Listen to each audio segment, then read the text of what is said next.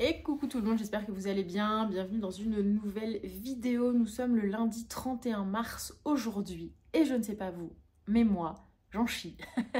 J'en chie parce qu'on a perdu une petite heure de sommeil ce week-end. Je ne sais pas si vous vous en êtes rendu compte, mais moi, vraiment, je m'en suis rendu compte. Tant et si bien que vraiment hier soir, avec cette heure de sommeil en moins, et ben en fait je pense avoir lu 1 heure de moins parce que je me suis endormie comme une vraie, voilà, je tairai le mot, sur mon livre qui pourtant vraiment m'intéresse vraiment beaucoup, mais je vous en parlerai juste après. Mais d'abord je voulais vous présenter un roman que j'ai reçu ce midi de la part des éditions Hauteville, que je remercie grandement puisque ce livre est un véritable petit bijou éditorial. Il s'agit du roman Agnès Gray de l'une des sœurs Brontë. Il y a Charlotte, mais il y a également Anne. Voici le petit bébé absolument magnifique, une très belle édition avec le petit marque-page qui va bien de la même couleur, enfin qui est du coup assorti à l'une des couleurs de la couverture. Je suis très contente de recevoir ce roman et je vais vous expliquer pourquoi. D'abord, si vous ne connaissez pas du coup Agnès Gray, je vais vous lire rapidement le résumé. Dans l'Angleterre victorienne, Agnès Gray, une jeune femme de condition modeste, décide de devenir gouvernante pour aider ses proches en difficulté et est engagée par 2 familles aristocratiques. Pleine d'espoir et d'un ardent désir de découvrir le monde, Agnès se heurte cependant aux inégalités et aux injustices de la société. Face à l'arrogance et à la cruauté des enfants qu'elle est chargée d'éduquer et aux abus de ses employeurs, elle reste pourtant résolue à préserver sa dignité et son indépendance. De sa plume à la fois percutante et délicate, Anne Brontë livre une critique sociale avant-gardiste dans ce récit poignant sur la résilience et le courage d'une jeune femme face à l'adversité. Je le trouve mais vraiment magnifique. Encore une fois, je vais me répéter. Et pourquoi je suis très contente d'avoir reçu ce roman. Dans mon parcours de lectrice, il fut un temps où enfin j'adore toujours, mais à la fois je suis moins dans la passion de ça, et parce que j'ai plus le budget, parce que j'ai plus le temps de chiner, etc. Mais j'avais une passion, il fut un temps, quand j'étais en études de lettres, pour les livres anciens. Je pouvais claquer des centaines d'euros pour des éditions anciennes, et j'avais trouvé chez un bouquiniste une édition de Charlotte Brontë du fameux roman Jane Eyre que vous avez juste ici, que j'avais lu bien entendu. Alors on est vraiment sur une très vieille édition, et j'ai lu ce roman. Et c'est dans mon parcours de lectrice, c'est le premier roman qui m'a fait pleurer. Mais quand je dis pleurer, c'est vraiment pleurer à chaudes larmes. Il m'a tellement ému ce roman que j'ai eu vraiment beaucoup de mal à m'en remettre. Je ne sais pas si vous l'avez lu, mais vraiment, il m'a... Alors peut-être que je l'ai lu à un moment de ma vie où, je sais pas, il a fait vraiment écho peut-être particulièrement à ce que je vivais, et pourtant j'ai pas l'impression de vivre à l'époque victorienne et j'ai encore moins l'impression de vivre dans un manoir. Mais toujours est-il que c'est un roman qui m'a profondément marquée et que j'ai vraiment adoré. Et c'est le premier roman qui m'a fait pleurer. Je ne sais pas si vous vous souvenez, vous, dans votre parcours de lecteur et lectrice, du premier livre, du premier roman qui vous a fait pleurer. D'ailleurs, ça pourrait faire l'objet d'un post, ça. Un post un peu sympa. Quel est le premier roman qui vous a fait pleurer? Mais en tout cas, moi, c'est celui-ci. Et dites-moi en commentaire, d'ailleurs, si vous vous souvenez, si vous avez le souvenir de ce premier roman qui vous a fait pleurer. En tout cas, moi, c'était Jane Eyre de Charlotte Brontë. Donc, je suis d'autant plus contente de pouvoir découvrir les écrits de sa sœur, donc Anne, que pour le coup, je ne connais pas. J'aime beaucoup la façon, enfin, il est hyper agréable. Alors, comparé forcément à mon Jane Eyre dans cette vieille édition, clairement, celui-ci, ce volume sera beaucoup plus agréable à lire. Alors forcément, il y aura moins ce côté vintage et compagnie, mais en tout cas, vraiment, regardez l'intérieur, je trouve ça vraiment très beau. En tout cas, voici pour cette réception. Et répondez à ma question, si vous vous souvenez, voilà, du premier livre de votre parcours de lecteur-lectrice qui vous a fait pleurer. Je suis curieuse de le découvrir. Et je peux enfin vous parler un peu plus du roman en cours, qui est Le Tisseur d'Histoire de Meg Sheffer, édité aux éditions J'ai lu. Alors je peux un peu plus vous en parler puisque j'ai lu, et c'est le cas de le dire, un petit peu plus de la moitié dans ce roman. on va suivre deux personnages assez forts. On va suivre, enfin surtout Lucie qui est une institutrice d'une bonne vingtaine d'années, je crois qu'elle a 26 ou 27 ans. Et Lucie s'est pris d'affection pour un jeune garçon qui s'appelle Christopher, un jeune garçon qui vit en famille d'accueil. Et Lucie a un rêve ultime, un vœu ultime, puisque Christopher et Lucie adorent entre eux faire des vœux. Et Lucie a très à cœur de réussir un jour à adopter Christopher et à devenir réellement sa maman, puisqu'elle s'est vraiment très fortement attachée à ce garçon, sauf que malheureusement aux États-Unis, a priori, il y a besoin d'avoir un bon petit pécule de côté pour pouvoir espérer adopter, et ce n'est pas le cas de Lucie. Et à côté de ça, on a un vieil écrivain qui s'appelle Jack Masterson, qui est l'écrivain d'une saga autour d'un endroit qui s'appelle l'île de l'horloge. C'est un peu comme, enfin moi ça m'a fait penser un peu, cet écrivain m'a un peu fait penser et ses romans, ça m'a un peu fait penser, pardon, à la saga Harry Potter, parce que c'est une saga, de ce que je comprends, où voilà, il y a des enfants, il se passe plein de choses un peu magiques, les enfants doivent s'adresser au propriétaire, un peu à l'habitant ultime de l'île de l'horloge, qu'on appelle le cerveau. Voilà, il y a plein d'aventures qui se passent, c'est un peu fantastique, c'est un peu fantasmagorique à la fois, donc ça m'a vraiment fait penser un petit peu à l'univers de ces romans jeunesse enfin moi je me souviens de ça hein, quand je lisais, je sais pas, Les Chairs de Poule, ou même quand je lisais Harry Potter ou Narnia, enfin voilà, qui nous transporte vraiment dans des univers qui un peu nous comment dire, nous efface un petit peu notre quotidien pour nous emmener dans une espèce de petite bulle d'imaginaire. Et Jack Masterson est un peu ce genre d'auteur. Il vit du coup seul sur une île qu'il a appelée, en référence à ses romans, l'île de l'horloge.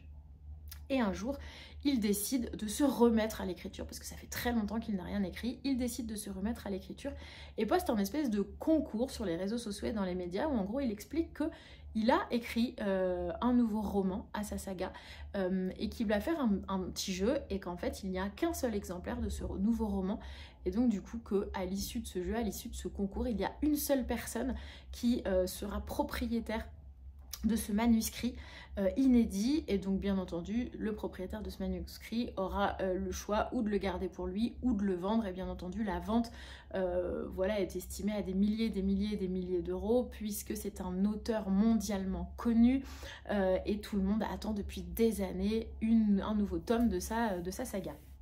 Et donc Lucie, qui est une lectrice assidue de cet auteur depuis sa plus tendre enfance, tombe sur l'annonce de ce concours et va y participer. Et bien entendu, dans sa tête, on comprend assez vite qu'elle va vouloir gagner pour pouvoir vendre ce manuscrit et pour pouvoir récolter l'argent nécessaire à l'adoption de Christopher. Voilà un petit peu ce que je peux vous dire de ce roman. Pour le moment, je passe vraiment un excellent moment. En vous parlant, là, il est 13h30, je n'ai qu'une envie, c'est... alors, pas de retourner travailler, mais en tout cas de rentrer du travail pour me remettre sur cette lecture. Mais en tout cas, vraiment une excellente lecture pour le moment. Le tisseur d'histoire, pardon, de Meg Schaeffer, voici. Et puis, je trouve la couverture aussi... très très jolie. Voilà pour les lectures en cours. Et puis celui-ci va rejoindre ma petite palle qui est juste là derrière et sera bien entendu très vite lu, parce que je peux vous dire aussi que la littérature classique me manque beaucoup. Je suis une grande adepte, bien entendu, enfin bien entendu, pas forcément bien entendu, mais quand on me connaît, on peut dire bien entendu, de tous les romans de Jane Austen. J'adore les chroniques de Bridgerton, enfin voilà, on va dire cet univers et toute cette littérature me fascine vraiment beaucoup. Et voilà, si j'avais pu choisir mon époque de vie, je pense que j'aurais choisi celle-ci. Mais ça n'est pas le cas. Je vis en 2025 et il faut faire avec. Voilà, en tout cas, je vais vous laisser avec ça. Et dans tous les cas, je vous reprends plus tard, comme d'habitude, avec un petit update. Et puis d'autres réceptions peut-être, et une prochaine lecture. À plus tard. Et coucou tout le monde, nous sommes le lundi 7 avril, 7 ou 8 avril. Je ne vous ai pas repris depuis vraiment plusieurs jours pour la simple et bonne raison que le planning de la semaine dernière a été focus sur bien d'autres choses et que j'ai eu très peu de moments de lecture. Ce qui fait que là, voilà, on reprend juste une semaine à peu près normale, même si elle va être quand même malgré tout bien chargée. Mais en tout cas, là, j'ai envie, après une semaine un peu plus tranquille sur le rythme de lecture, de reprendre mon rythme habituel.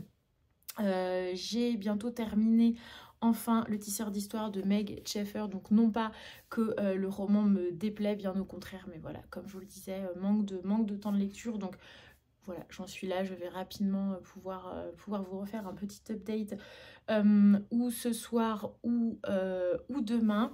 Et j'ai reçu samedi dernier le nouveau roman de Maud Ankawa, qui est l'autrice du fameux best-seller, enfin des deux best-sellers Respire et Kilomètre Zéro, que d'ailleurs je n'ai pas lu. Voilà, donc là on est sur un roman qui s'appelle Plus jamais sans moi, enfin qui est déjà du coup sorti, mais qui la sort du coup dans sa version poche aux éditions J'ai lu. Plus jamais sans toi. Il me semble que sur les romans de Maud, je sais pas si on dit Ankawa ou Ankawa, on est un petit peu comme Laurent Gounel. Alors je n'en ai jamais lu, hein, donc c'est vraiment une supposition de ma part, compte tenu de ce que j'en ai entendu dire. Mais il me semble qu'un peu comme Laurent Gounel, c'est une autrice qui part sur des romans qui mêlent fiction et développement personnel, ou en tout cas ce sont des romans qui sont très inspirants et un petit peu porteurs de leçons, enfin pas porteurs de leçons dans le sens péjoratif du terme, où l'autrice se dit je vais vous donner une petite leçon de vie, mais plus porteurs d'inspiration et de leçons, dans le sens où ce sont des romans qui peuvent nous permettre d'avancer dans la vie de façon un petit peu plus positive, ou en tout cas de remettre en question notre quotidien, ou en tout cas peut-être de nous aider à aller un petit peu mieux. Donc là je vais vous raconter, enfin je vais vous lire surtout le résumé, puisqu'on va suivre donc Constance, qui est une brillante avocate qui a obtenu le poste dont elle rêvait dans un cabinet d'élite. Pourtant, à l'approche de la quarantaine, elle se sent fragile, peu sûre d'elle. Très amoureuse de Lucas, elle attend depuis des mois que celui-ci quitte sa femme. Son contrat tout juste signé, Constance découvre qu'elle doit effectuer une période d'essai d'un genre peu conventionnel. Soutenue par ses amis, elle accepte de s'écarter dangereusement de sa zone de confort. Et si cette expérience bouleversait à tout jamais son regard sur la vie? Dans ce récit inoubliable d'un destin qui bifurque, Maud Ankawa nous offre un compagnon de route pour embrasser pleinement chaque tournant de l'existence. Voilà, donc en écoutant le résumé, enfin ça vient du coup un petit peu confirmer ce que je vous disais en introduction sur les styles de romans. Il y a une citation, ça j'adore, les citations au début de chaque chapitre. Là c'est Sacha Guitry: quand on interroge le passé, il répond présent. J'adore en fait les citations, je trouve ça tellement inspirant. J'ai un petit livre comme ça où j'ai une citation, ou en tout cas une pensée un petit peu philosophique et bouddhiste chaque jour, et il y en a vraiment qui sont très inspirantes. Saint-Augustin: il vaut mieux suivre le bon chemin en boitant que le mauvais d'un pas ferme. Et ça c'est bien vrai. Qu'est-ce qu'on a d'autre? Albert Einstein: il y a deux façons de concevoir sa vie. L'une est de penser que les miracles n'existaient pas, et l'autre de penser que chaque chose est un miracle. Bref, j'adore ce genre de roman où chaque chapitre commence par une citation inspirante. Donc voilà pour Plus jamais sans moi. Et c'est vrai qu'on a plutôt l'habitude de dire plus jamais sans toi, et là plus jamais sans moi, ça signifie bien que voilà, le meilleur voyage est sûrement celui qui nous mène à la rencontre de nous-mêmes. Voilà, nous avons terminé sur cette pointe de philosophie.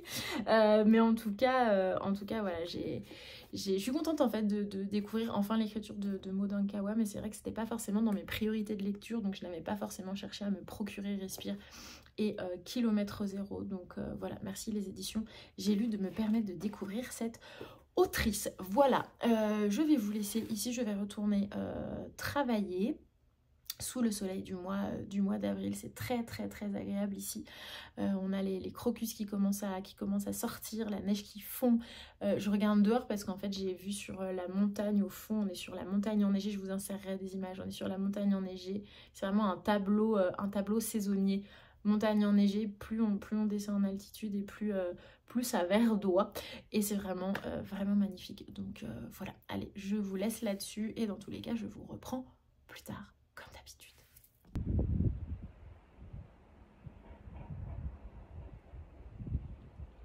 Alors c'est vrai que je partage très peu des moments du quotidien hors lecture, mais là j'ai passé une journée à Serre-Chevalier et du coup je voulais vous partager un petit peu ces moments vraiment chouettes qu'on a partagés avec mes collègues de boulot pour aller découvrir une autre station, et surtout on a découvert un lieu absolument dingue qui s'appelle la cabane à sucre.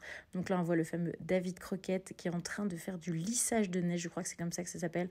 Vous allez voir après pour y mettre du coup ces petites, comme des petites barres de miel chaud, et après en fait il fallait qu'on mette notre petit bâtonnet, le coller sur ce miel, et en fait avec la neige du coup ça permet un peu de ramollir tout ça, et du coup après il suffisait juste de rouler, voilà, comme ça j'ai fait ça. Moi il m'en avait mis un sacré gros paquet, du coup j'avais une grosse sucette à la fin, et du coup qu'on pouvait mettre après dans des toppings. Il y avait des petites billes sucrées, moi je les ai mis dans du sésame torréfié, c'était vraiment exceptionnel.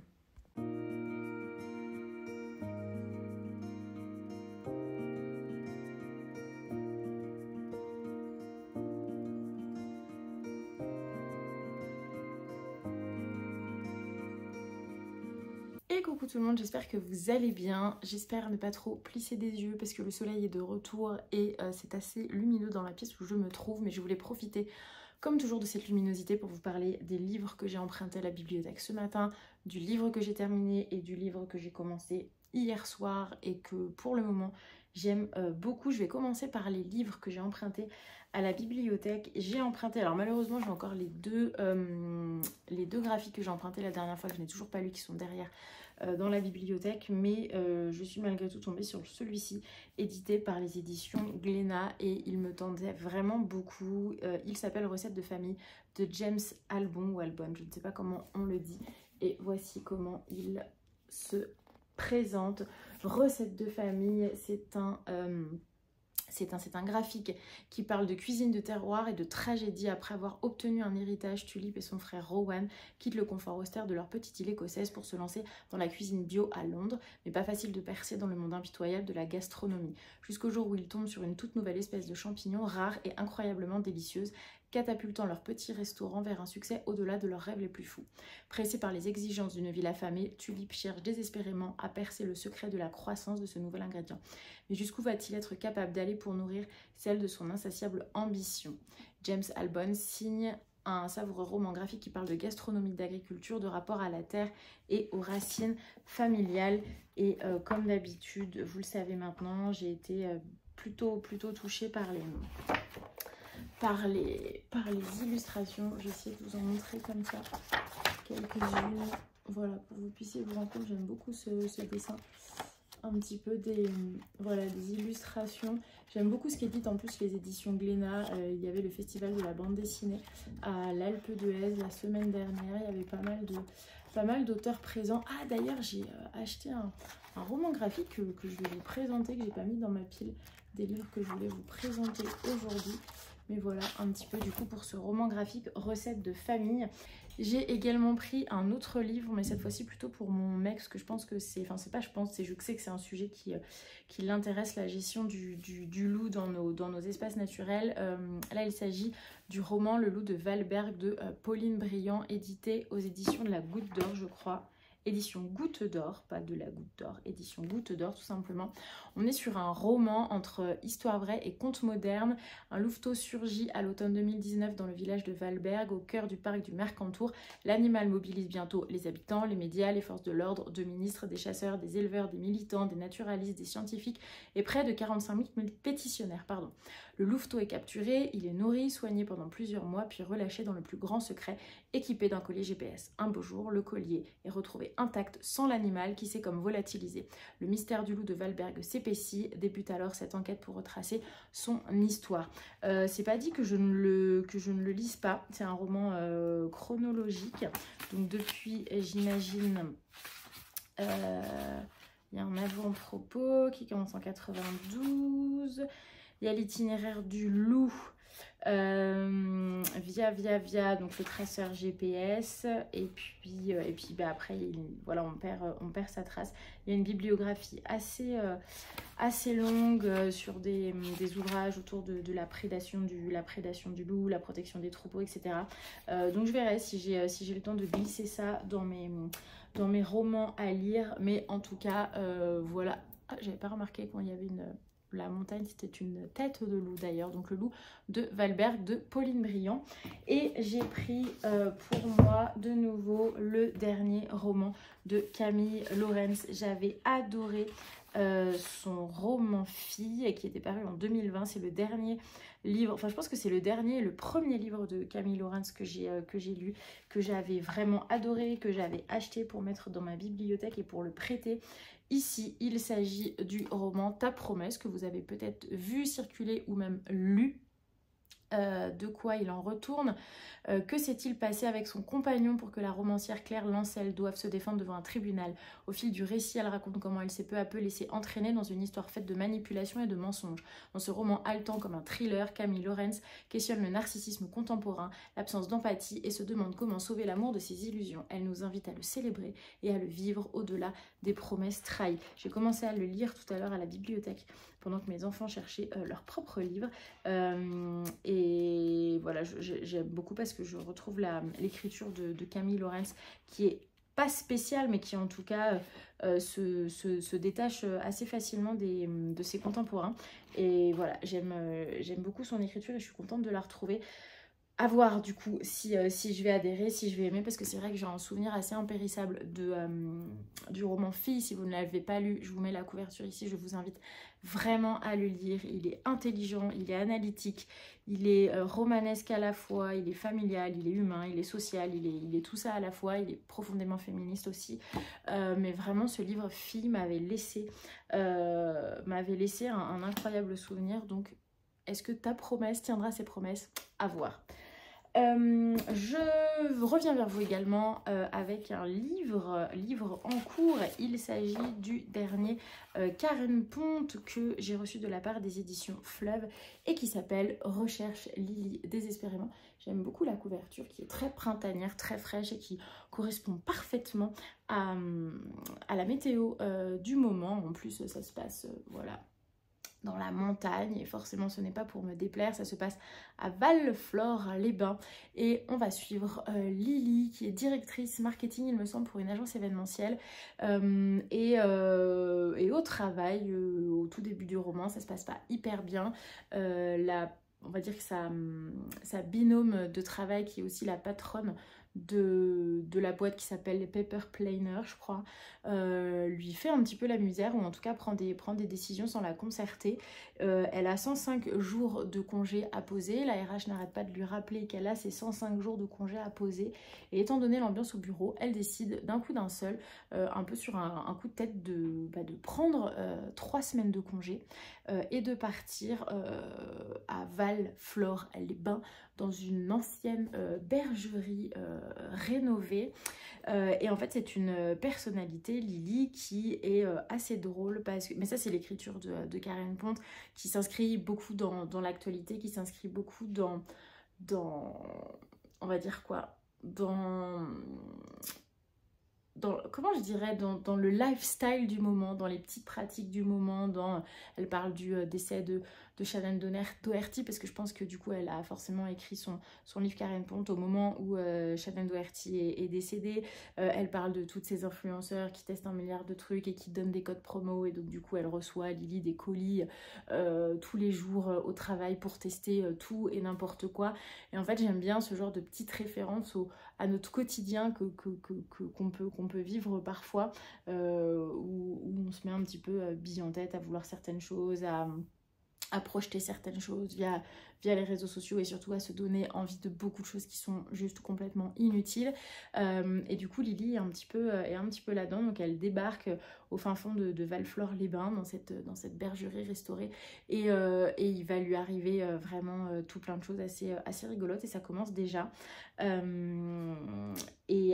enfin voilà, il y a un vrai gros contraste en fait entre Lily, directrice marketing d'une agence événementielle, et ce petit village perdu au fin fond des montagnes où vraiment elle ne maîtrise absolument pas les codes du tout. Et voilà, alors il y a 2-3 petites choses qui malgré tout m'ont fait un petit peu tiquer. Alors c'est vrai que je pense qu'il y a des petites erreurs dans la relecture parce qu'à un moment on parle de 3 semaines de congé, puis de 3 mois, puis on revient à 3 semaines de congé. Donc ça, j'ai pas forcément tout compris, si c'était vraiment que 3 semaines ou 3 mois. Je pense que c'est plus 3 semaines, puisqu'au début du livre, on dit qu'elle cumule 105 jours de congé. Donc si, et que elle dit à une de ses potes, d'ailleurs pareil, elle a une de ses potes, Marjorie, je crois, au téléphone, mais qui est peu introduite dans le roman. On ne sait pas si c'est une pote à elle, on ne sait pas si c'est une collègue, mais ça n'a pas l'air d'être une collègue parce que quand elle lui parle au téléphone de la façon dont ça se passe au boulot, la fameuse Marjorie n'a pas l'air d'être au courant, mais à la fois elle dit à la fameuse Marjorie de récupérer les colis qu'elle a au bureau. Mais du coup je me dis, bah si cette Marjorie c'est juste une pote, pas dans le cadre pro, elle peut aller comme ça au bureau de sa pote pour récupérer ses colis. Enfin j'ai trouvé ça bizarre. Voilà, il y a quelques petites incohérences comme ça. J'ai lu 90 pages, je me suis dit, oh, Karen Pond, qu'est-ce qui se passe, voyons. Ou alors c'est moi qui, du coup, n'étais pas vraiment réveillée. Mais vous me direz si vous aussi, en le lisant, vous avez rencontré quelques petites incohérences. Mais malgré tout, je passe un très bon moment. C'est du Karen Pond tout craché. Et pour l'instant, j'aime vraiment beaucoup. J'aime beaucoup son humour. Ça se lit très bien, c'est frais, c'est agréable à lire, c'est exactement ce qu'il me fallait. J'avais vraiment envie d'enchaîner avec ces genres de romans.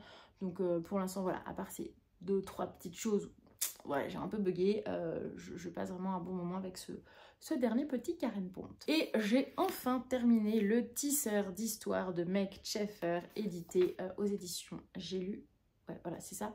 Pardon, je regardais des noms le nom d'un des personnages dans le résumé parce que j'ai eu un bug. Mais c'est vrai que je vous en ai pas mal parlé dans cette vidéo, donc je vais pas repartir dans une grande description de l'histoire, si ce n'est que pour résumer rapidement, on va suivre Jacques qui est un auteur qui vit sur une île, qui vit sur l'île qu'il a appelée l'île de l'horloge, qui est également le lieu principal de tous les romans qu'il écrit, puisque Jack est un célèbre auteur qui écrit une série de romans, de livres pour enfants autour de cette fameuse île de l'horloge où il se passe plein de choses, où on rencontre plein de personnages. Ça fait très longtemps qu'il n'a pas écrit de romans.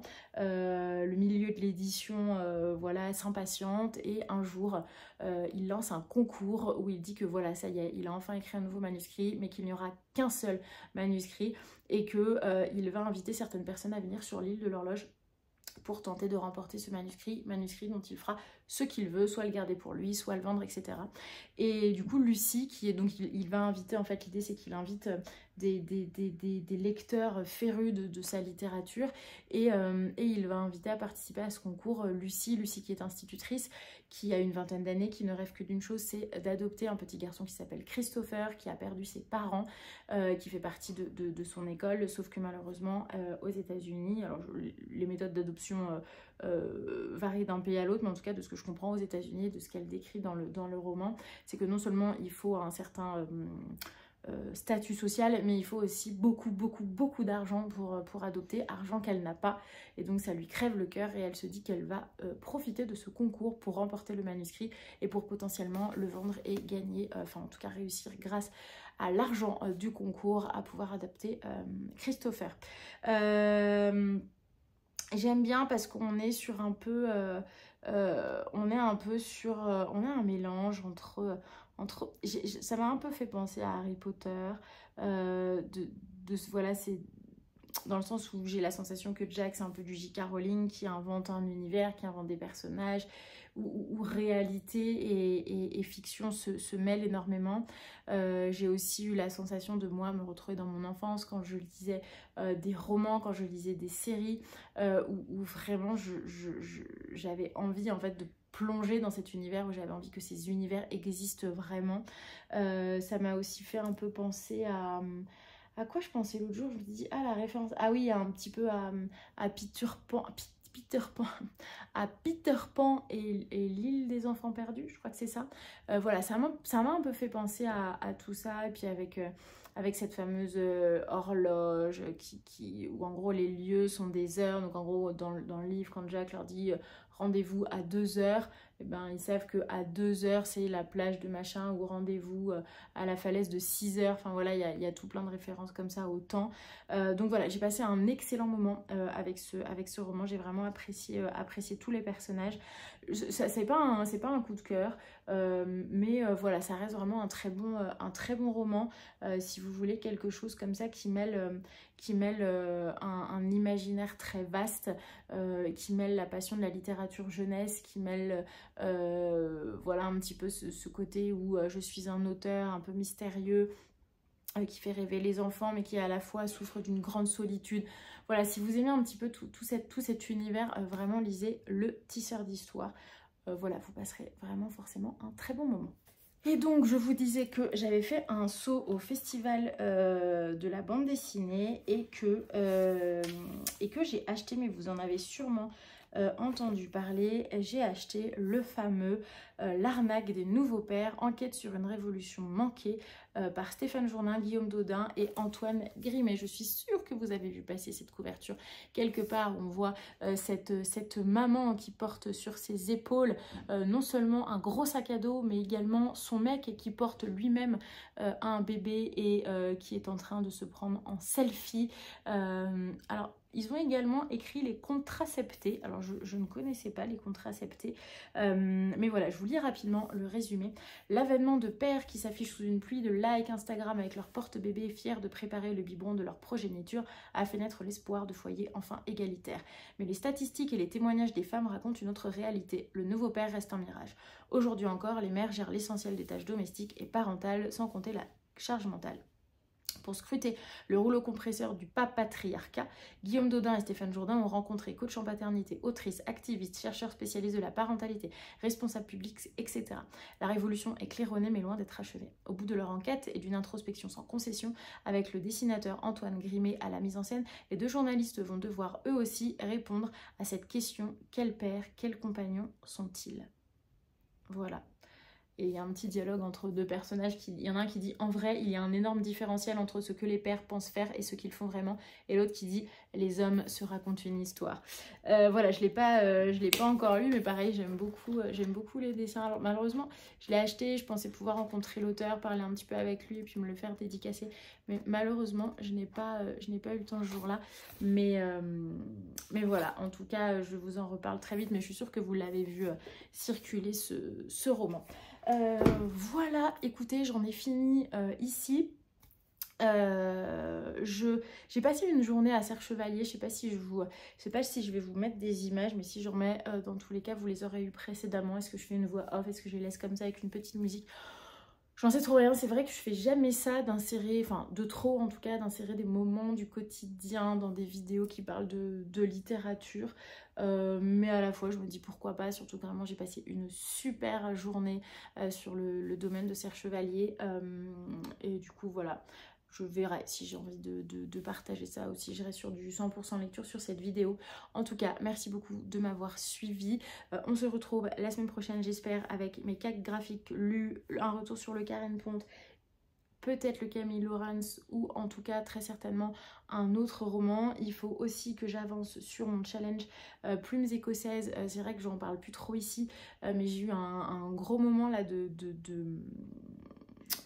où d'ailleurs j'avais un peu arrêté de faire des vidéos, mais un peu lourd, professionnellement parlant, organisationnellement parlant, maternellement parlant, enfin tout.